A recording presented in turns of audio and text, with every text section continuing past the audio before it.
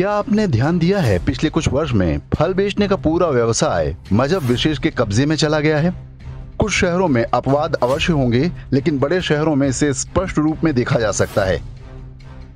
कुछ हिंदू दुकानदार ठेले पर फल लिए घूमते दिख जाएंगे, लेकिन फलों की अधिकांश बड़ी और पक्की दुकानें भाईजानों की हैं। देसी विदेशी, मौसमी और बेमौसम फलों की पूरी रेंज मिल जाएगी। बहुत व्यवहार कुशल, मृदुभाषी और भाभी जी भाई साहबों के लिए स्पेशल डिस्काउंट देने वाले। लेकिन क्या आपने कभी जानने का प्रयास किया कि यह सब कैसे हुआ? क्या हिंदू फल बेचने का व्यवसाय नहीं करना चाहते? वास्तव में इसके पीछे एक बहुत बड़ा षड्यंत्र है। देश की कई फल सब्जी मंडियों पर बीते कुछ वर्ष में मजहब विशेष का एकाधिकार हो चुका है। भरोसा ना हो तो कभी अपने शहर की थोक मार्केट का चक्कर काट आइए। कारोबारी कब्जे की शुरुआत बड़े ही प्यार और भाईचारे के साथ होती है। मंडी में थोक कारोबार करने वाले भाईजान छोटे हिंदू दुकानदारों को उस भाव पर फल बेचते हैं जो भाव चल रहा होता है, लेकिन अपने मजहबी भाइयों के लिए थोड़ी कम कीमत लगा देते हैं। उन्हें इस नुकसान की भरपाई कैसे की जाती है, यह जांच का विषय है। प्रभाव यह होता है कि एक ही फल मजहबी ठेले पर सस्ता और हिंदू के ठेले पर महंगा हो जाता है। ग्राहक को सस्ते से मतलब होता है और वह हिंदू दुकानदार को कोसता हुआ चला जाता है और भाईजान की दुकान से खुशी खुशी फल खरीद लेता है। कुछ दिन संघर्ष करने के बाद हिंदू फल विक्रेता को अपनी दुकान बंद करनी पड़ती है।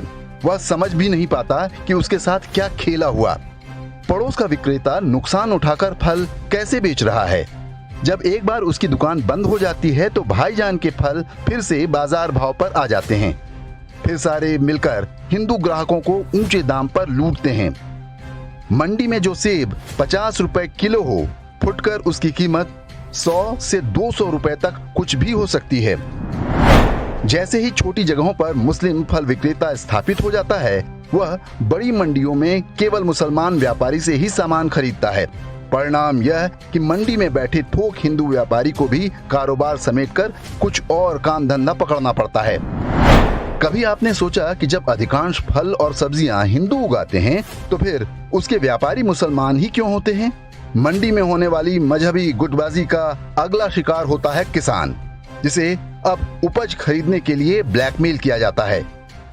मजबूरी में किसानों को अपनी सब्जियां सस्ते और औने पौने दाम पर बेचनी पड़ती हैं। यह किसी एक मंडी की कहानी नहीं है। दिल्ली, उत्तर प्रदेश, बिहार और मध्य प्रदेश के कई शहरों में यही हाल है। अधिकतर मंडी समितियों के अध्यक्ष हिंदू हैं, लेकिन वे पैसे या किसी अन्य लालच में चुप हैं। इन मंडियों में मजहबी व्यापारी हिंदुओं को खुलेआम दाम बताते हैं, लेकिन मुसलमानों को अपने हाथ को तौलिए से छुपाकर या उंगली दबाकर दाम बताते हैं, ताकि बगल में खड़े हिंदू को सही दाम का पता न चल सके। बाजार में किसी भी तरह की एकाधिकार गतिविधि कानून की दृष्टि में अपराध है। सरकारों और सरकारी अधिकारियों की नींद जब टूटेगी तब टूटेगी। इसे रोकने के लिए आप अपनी तरफ से शुरुआत आज से ही कर सकते हैं। कोई भी सामान अच्छी तरह देखभाल कर ही खरीदें। सस्ते के चक्कर में किसी गरीब की रोजी रोटी पर लात न मारें। आप सतर्क रहेंगे तभी आपके बच्चे भी सुरक्षित रहेंगे।